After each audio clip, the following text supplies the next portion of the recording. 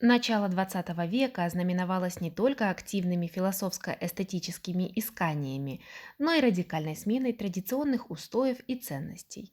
Институт брака в его привычном понимании был не только расшатан, но и практически низвергнут.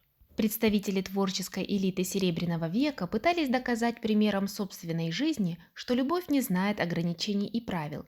В своих экспериментах они часто переступали моральные нормы и шокировали общественность полигамными брачными союзами.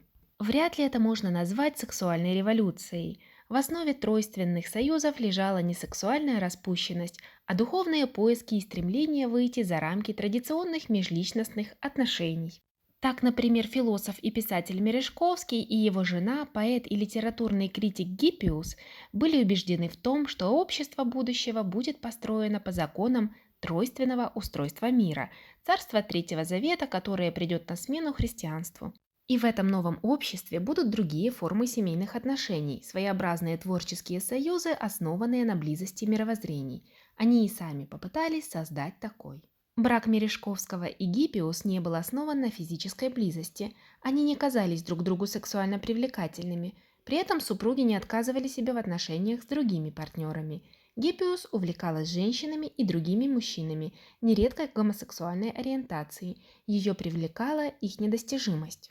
Поэтому их тройственный союз с литературным критиком, редактором журнала «Мир искусства» Философовым им самим не казался странным. В течение 15 лет совместной жизни они ежегодно повторяли своеобразный обряд венчания, втроем читали молитвы перед образами и менялись нательными крестами. Гиппиус была влюблена в Философова, а он и думать не мог о физической близости. При страшном устремлении к тебе всем духом, всем существом своим у меня выросла какая-то ненависть к твоей плоти, коренящаяся в чем-то чисто физиологическом. Кроме любви твоей, мне нету солнца, а я и не знаю, где ты и с кем.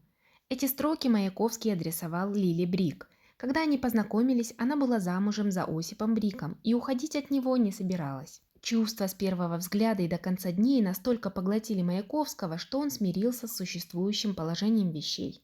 Поэт жил в квартире Бриков. Позже Лиля рассказывала Вознесенскому, что, занимаясь любовью, они с Осипом закрывали его на кухне, а он царапался в дверь и плакал. Лиля считала, что страдания ему полезны, так как это хороший стимул для творчества. Она утверждала: «Я любила, люблю и буду любить Осю больше, чем брата, больше, чем мужа, больше, чем сына. Про такую любовь я и не читала ни в каких стихах.